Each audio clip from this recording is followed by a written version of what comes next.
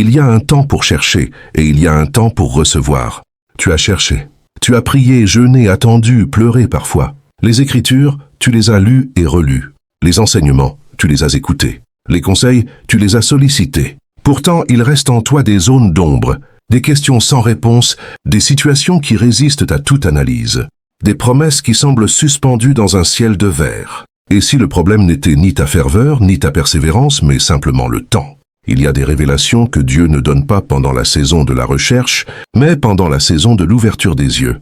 Et cette saison, élue, c'est maintenant. Ce que tu t'apprêtes à lire n'est pas un enseignement de plus, c'est une onction d'illumination. Dieu va prendre des vérités que tu connais peut-être déjà en théorie et va les activer en révélation vivante dans ton esprit. La différence entre la connaissance et la révélation, c'est la puissance transformatrice. La connaissance informe. La révélation transfigure. La connaissance remplit la tête. La révélation allume le cœur. La connaissance peut être oubliée. La révélation marque pour toujours. Ne ferme pas cette page. Ce qui va suivre n'est pas un discours, c'est un processus. Dieu veut ôter le voile qui recouvre des portions entières de ta compréhension spirituelle. Si tu as le sentiment d'avoir buté sur les mêmes obstacles, d'avoir tourné en rond dans les mêmes schémas de pensée, d'avoir prié les mêmes prières sans voir de percée, alors cette heure est ton kairos.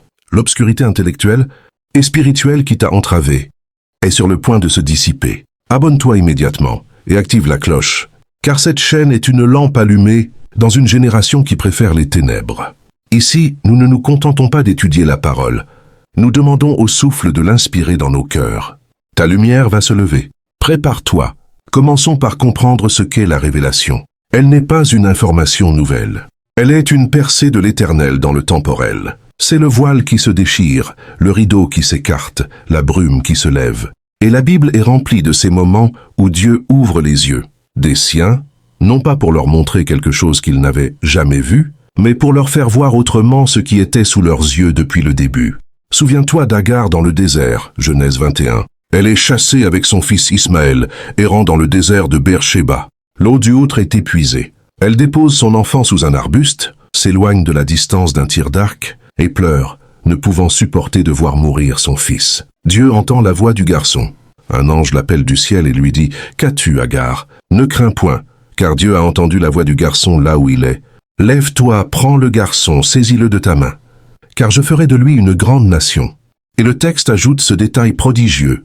Dieu lui ouvrit les yeux, et elle vit un puits d'eau. Genèse 21, 19. Agar ne priait pas pour un puits. Elle ne cherchait pas d'eau. Elle attendait la mort. Mais le puits était là, sous ses yeux, depuis le début. Elle ne le voyait pas. Sa détresse, ses larmes, son épuisement, sa focalisation sur la mort de son fils l'empêchait de voir la provision présente. Dieu n'a pas créé un puits nouveau. Il a ouvert ses yeux sur une réalité préexistante. La révélation pour toi fonctionne ainsi. Ta provision, ta solution, ta percée est peut-être déjà là, dans ton désert, sous tes yeux. Mais tu es trop absorbé par le manque, par la peur, par la logique de la mort, pour la voir. Ce que Dieu révèle maintenant, ce n'est pas une stratégie complexe à 12 étapes. C'est un puits que tu n'avais pas vu, c'est la ressource cachée dans ta situation. C'est la personne déjà placée sur ton chemin. C'est la parole prophétique déjà semée dans ton cœur. Il va ouvrir tes yeux. Ta prière ne doit plus être « Seigneur, donne-moi ». Ah mais, Seigneur, ouvre mes yeux pour que je voie ce que tu as déjà placé. Mais Agar n'est pas la seule dont les yeux furent ouverts. Il y a le serviteur d'Élisée à Dothan, 2 Rois 6. La Syrie est en guerre contre Israël. Élisée, par révélation, déjoue tous les plans du roi de Syrie. Ce dernier, furieux, apprend qu'Élisée est à Dothan. Il envoie une armée immense, des chevaux et des chars, investir la ville de nuit. Au matin, le serviteur d'Élisée sort et voit cette armée qui encercle la cité. Il s'écrie « Ah, mon Seigneur, comment ferons-nous » La peur l'aveugle totalement. Il ne voit que l'armée syrienne. Élisée prie alors « Éternel, ouvre ses yeux pour qu'il voie. » Et l'Éternel ouvre les yeux du serviteur. Que voit-il? Il vit la montagne pleine de chevaux et de chars de feu autour d'Élisée. La réalité spirituelle, une armée céleste supérieure à toutes les légions syriennes, était là, présente, réelle, depuis le début. Mais le serviteur ne la voyait pas. Ses yeux naturels voyaient la menace. Ses yeux spirituels étaient fermés. La révélation n'a pas fait venir les chars de feu. Elle a dévoilé leur présence constante. Élisée, lui, les voyait déjà. Il était calme. Il dit « Ne crains point, car ceux qui sont avec nous sont en plus grand nombre que ceux qui sont avec eux. La révélation change tout. Elle ne modifie pas les circonstances. Elle modifie ta perception des circonstances. Tu as prié pour que l'armée syrienne parte. Dieu veut t'ouvrir les yeux sur les chars de feu qui sont déjà là. Tu as prié pour que ta montagne soit déplacée. Dieu veut te montrer qu'il est déjà assis sur la montagne. Le problème n'est pas ta situation. Le problème est ta perception. Dieu révèle maintenant pour t'éclairer, non sur ce qu'il va faire, mais sur ce qu'il a déjà fait, sur qui il est déjà, sur ce qu'il a déjà déposé en toi et autour de toi. Considérons encore un homme dont les yeux furent ouverts par une révélation progressive. Pierre, acte 10. Il est sur le toit de la maison de Simon le Corroyeur, à Jopé. Il prie, il a faim, il tombe en extase. Il voit le ciel ouvert et un objet semblable à une grande nappe liée par les quatre coins, descendant vers lui, contenant tous les quadrupèdes, les reptiles et les oiseaux. Une voix lui dit, « Lève-toi, Pierre, tue et mange. » Pierre, juif observant, proteste, « Non, Seigneur, car je n'ai jamais rien mangé de souillé ni d'impur. » La voix répond, « Ce que Dieu a purifié, ne le regarde pas comme souillé. » Cela se répète 3 fois, puis la nappe est remontée au ciel. Immédiatement après, des envoyés de Corneille, un centurion romain craignant Dieu, arrivent et demandent Pierre. L'Esprit lui dit de les accompagner sans hésiter. Pierre va chez Corneille, prêche l'Évangile, et le Saint-Esprit descend sur tous ceux qui écoutent la parole. Pierre, témoin de cela, déclare, « En vérité, je reconnais que Dieu ne fait point exception de personne, mais qu'en toute nation celui qui le craint et qui pratique la justice lui est agréable. » Cette révélation a démoli un mur de séparation vieux de plusieurs siècles. Pierre connaissait la lettre de la loi, mais il ne comprenait pas son esprit ultime, que le salut de Dieu est pour toutes les nations, que la purification de Dieu transcende les barrières rituelles. Il lui a fallu une révélation directe, répétée, accompagnée de signes circonstanciels pour que ses yeux s'ouvrent sur la nature inclusive et universelle de la grâce.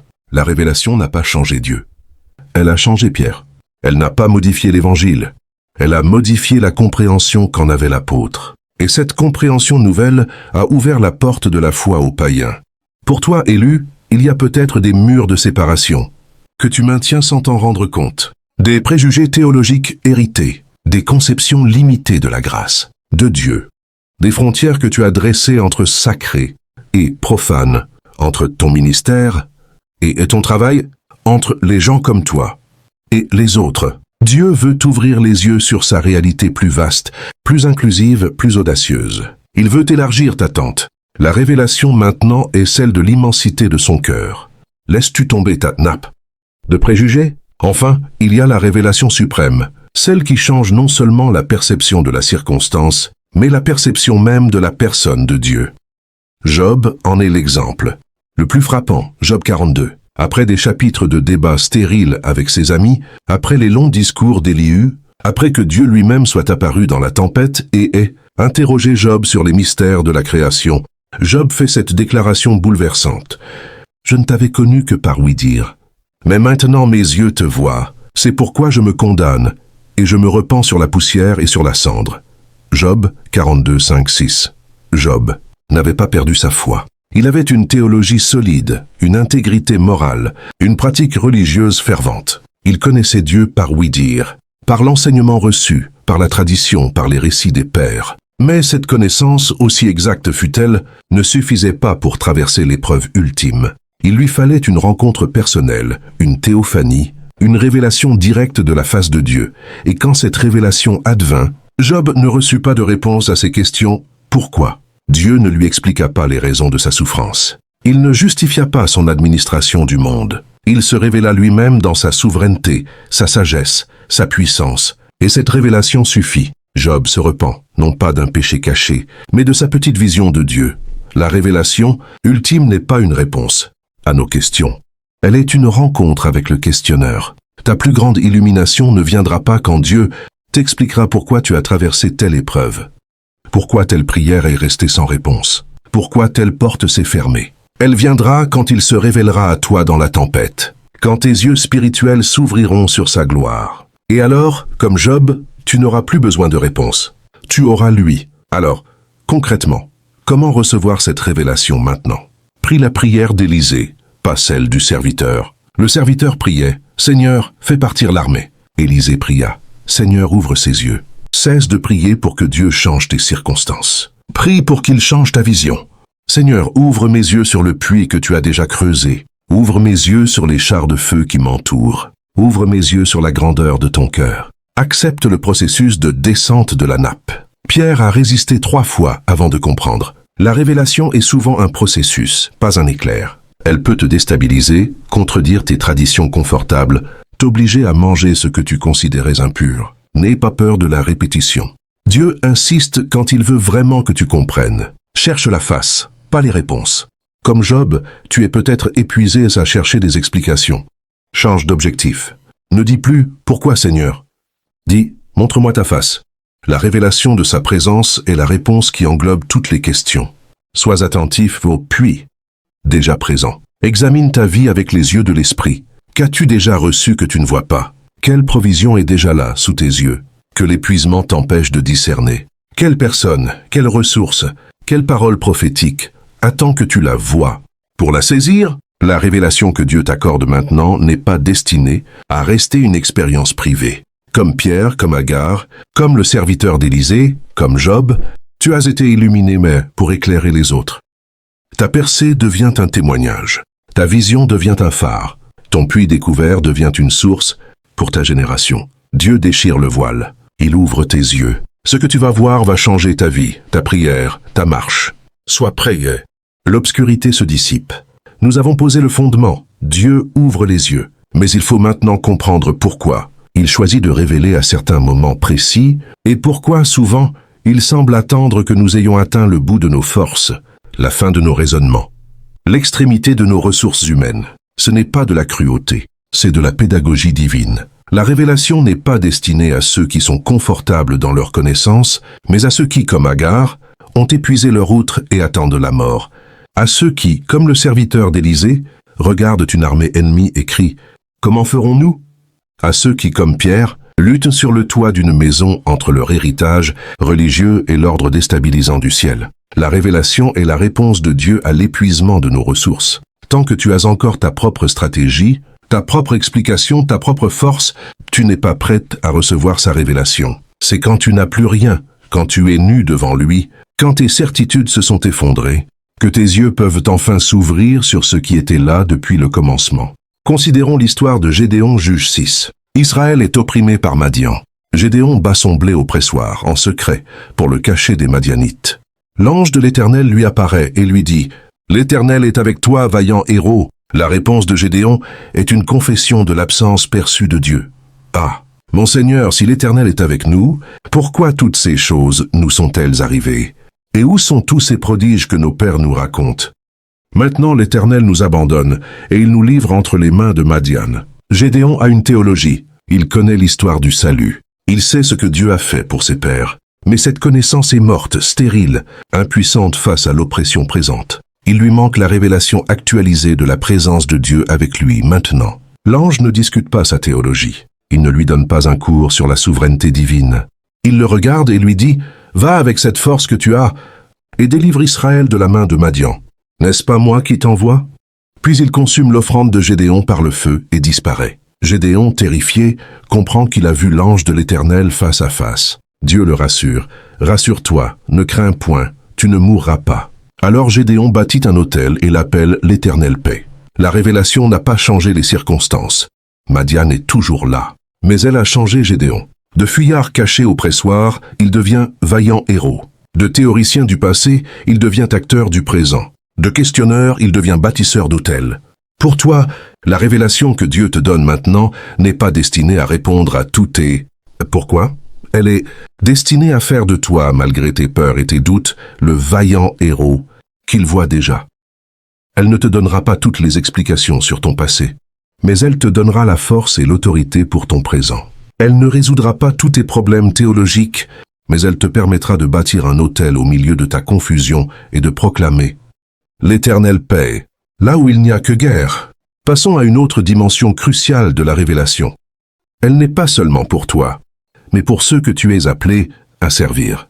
Dieu ouvre tes yeux pour que tu puisses ouvrir les yeux des autres. C'est la loi du témoignage. Ce que tu as vu, tu dois le dire. Ce que tu as reçu, tu dois le transmettre. C'est le modèle apostolique. Regardons Paul sur le chemin de Damas, acte 9. Il persécute l'Église, respirant encore la menace et le meurtre contre les disciples. Soudain, une lumière du ciel l'environne. Il tombe par terre. Il entend une voix. « Saul, Saul, pourquoi me persécutes-tu » Il répond « Qui es-tu, Seigneur » Et la voix « Je suis Jésus que tu persécutes. Il te serait dur de regimber contre les aiguillons. » Paul, tremblant et saisi d'effroi, dit « Seigneur, que veux-tu que je fasse » Le Seigneur lui dit de se lever, d'entrer dans la ville, et on lui dira ce qu'il doit faire. Paul se relève, mais ses yeux sont ouverts et il ne voit rien.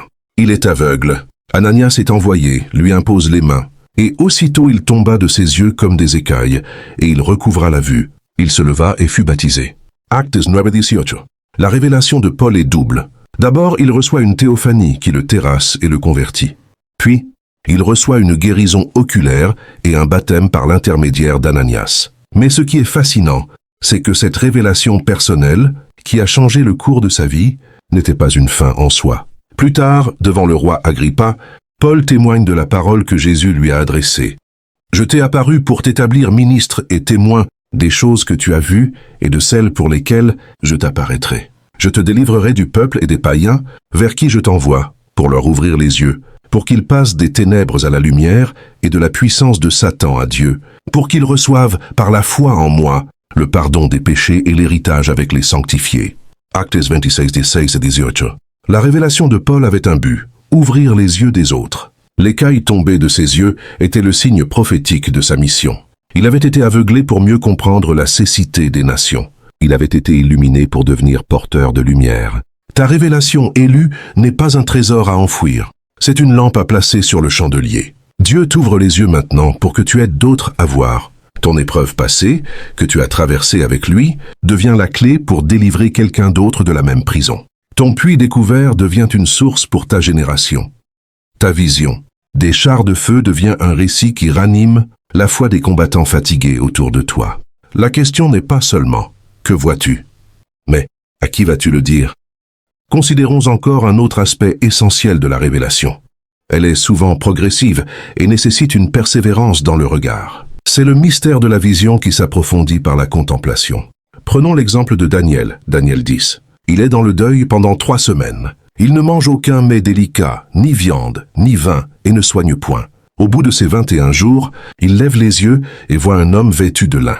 Sein d'or du phase, le corps comme de chrysolite, le visage comme l'éclair, les yeux comme des flammes, les bras et les pieds comme de l'air impoli. Cette vision est si terrifiante que Daniel tombe frappé d'étonnement, sans force. Une main le touche, le met sur ses genoux et sur les paumes de ses mains. Et une voix lui dit « Daniel, homme bien-aimé, sois attentif aux paroles que je vais te dire et tiens-toi debout, car je te suis envoyé maintenant. » L'être céleste lui révèle alors le combat spirituel qui a eu lieu dans les cieux, retardant sa venue de 21 jours, et lui annonce les choses à venir pour son peuple. La révélation n'est pas venue instantanément. Elle a été précédée d'un jeûne prolongé, d'une persévérance dans l'humiliation et d'une guerre céleste dont Daniel n'avait pas conscience. Sa révélation personnelle était entrelacée avec un combat cosmique. Ce que cela signifie pour toi, il y a des révélations qui ne tombent pas du ciel comme un éclair soudain. Elles exigent que tu t'attardes dans la présence, que tu persistes dans la prière et le jeûne, que tu ne lâches pas le lutteur jusqu'à ce qu'il te bénisse. La révélation que Dieu te donne maintenant peut être le fruit d'un long combat invisible auquel tu as participé sans le savoir. Ne méprise pas les 21 jours de silence apparent. Ils étaient le champ de bataille où se gagnait la vision que tu reçois aujourd'hui. Enfin, il y a la révélation qui vient par l'humilité d'accepter la vision d'un autre, quand la tienne est obscurcie. C'est le cas de Naaman le Syrien, 2 Rois 5, grand chef de l'armée syrienne, vaillant héros, mais lépreux. Une petite captive israélite suggère à sa maîtresse qu'il y a un prophète à Samarie qui pourrait le guérir. Naaman, avec chevaux et chars, se rend chez Élisée avec une fortune. Élisée lui envoie un messager. « Va, lave-toi 7 fois dans le Jourdain. Ta chair redeviendra saine et tu seras pur. » Naaman se met en colère. Il s'attendait à un rituel spectaculaire, à une imposition des mains dramatique. Un simple bain dans ce petit fleuve boueux, il s'en va, furieux. Ses serviteurs, sages, lui disent « Mon père, si le prophète t'eût demandé quelque chose de difficile, ne l'aurais-tu pas fait? Combien plus quand il te dit « Lave-toi et tu seras pur ». Naaman cède, descend dans le Jourdain.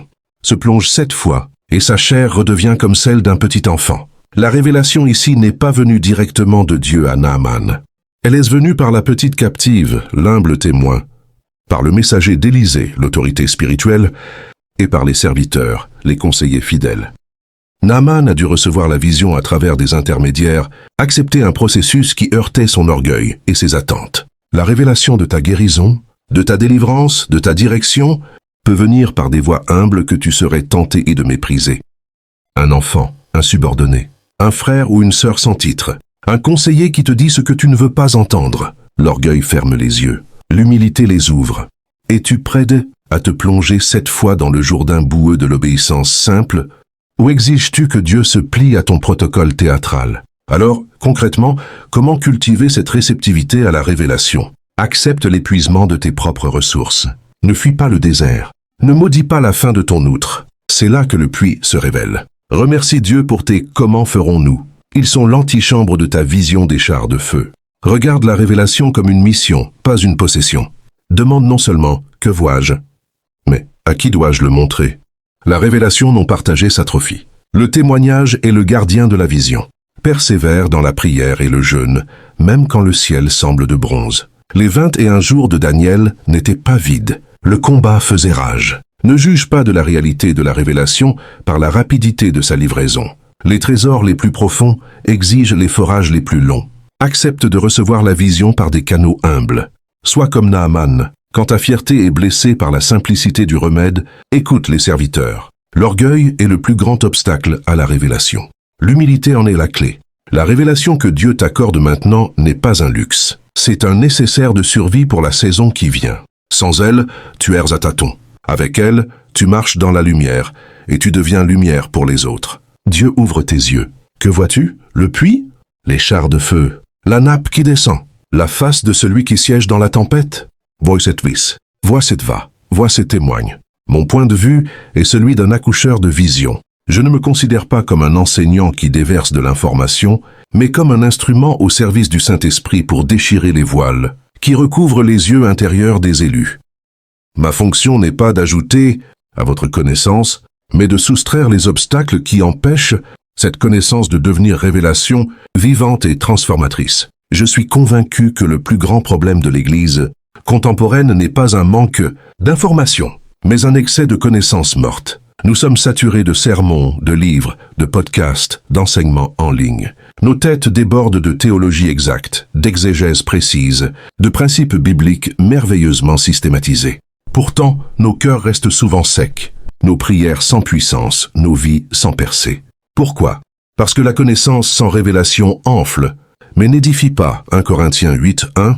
Elle construit des cathédrales intellectuelles, mais laisse l'âme dans une prison de verre. Ce dont nous avons désespérément besoin, ce n'est pas d'un cours supplémentaire, mais d'une onction qui ouvre les yeux. Mon point de vue est donc radicalement antignostique. Je m'oppose à l'idée que connaître plus de choses sur Dieu équivaut à connaître Dieu. La révélation n'est pas l'accumulation de faits divins. C'est la rencontre personnelle avec la personne divine qui illumine soudainement des vérités que tu côtoyais depuis des années sans qu'elles te transforment. C'est le passage de « Je sais que Dieu est fidèle » à « Seigneur, ta fidélitude m'enveloppe en ce moment même ». C'est le passage de « La Bible dit que je suis plus que vainqueur ». Ah, je regarde mon géant et je sais, au plus profond de mes entrailles, qu'il est déjà vaincu. Cette révélation ne s'achète pas, ne se diplôme pas, ne se programme pas.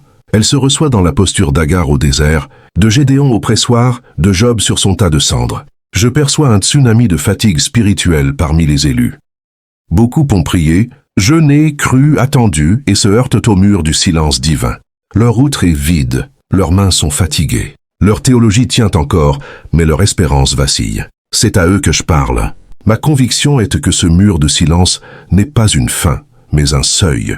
C'est précisément quand l'eau est épuisée que Dieu ouvre les yeux sur le puits. C'est précisément quand l'armée ennemie encercle la ville que les chars de feu se révèlent. C'est précisément quand Job renonce à exiger des réponses que Dieu se montre. La révélation n'est pas la récompense des forts, mais le pain des affamés, l'eau des assoiffés, la lumière de ceux qui marchent dans les ténèbres, et non point de lueur. Ésaïe 50:10. Mon point de vue est aussi profondément ecclésial et missionnaire. Aucune révélation n'est donnée pour un usage privé. La lumière qui t'est donnée est pour éclairer la maison.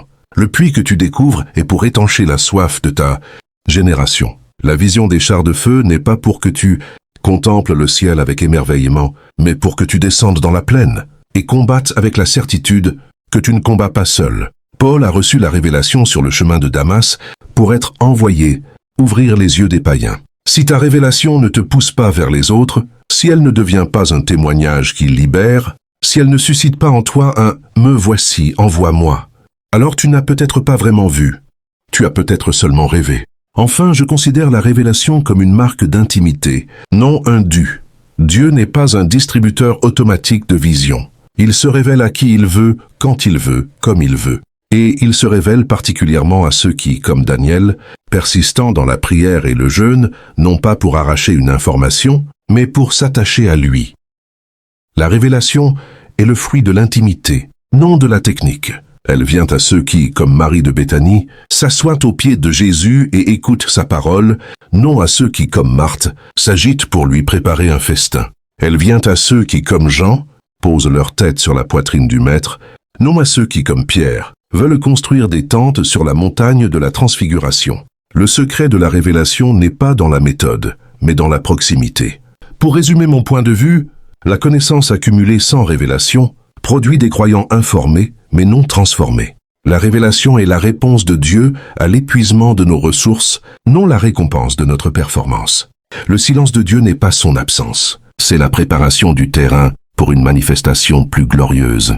Toute révélation authentique est missionnaire. Elle t'envoie vers ceux qui ne voient pas encore. La révélation est le privilège de l'intimité, non le salaire de la persévérance technique. J'écris avec l'urgence de celui qui voit un peuple fatigué s'épuiser à puiser dans des citernes crevassées, alors que la source est à 3 pas, derrière le voile de leurs yeux non ouverts. Je ne suis pas le source, je ne suis pas même le puits. Je suis seulement celui qui crie « Lève les yeux ». Il est là, il a toujours été là. Si cette posture résonne en toi, comme un écho de ce que ton esprit sait déjà, mais que tes yeux n'ont pas encore vu, alors tu es mûr pour la suite. Abonne-toi, non pas pour accumuler plus de connaissances, mais pour apprendre à t'asseoir, à te taire, à persévérer, à recevoir. La révélation n'est pas au bout de tes efforts, mais au bout de ton abandon. Active la cloche et prépare-toi à voir.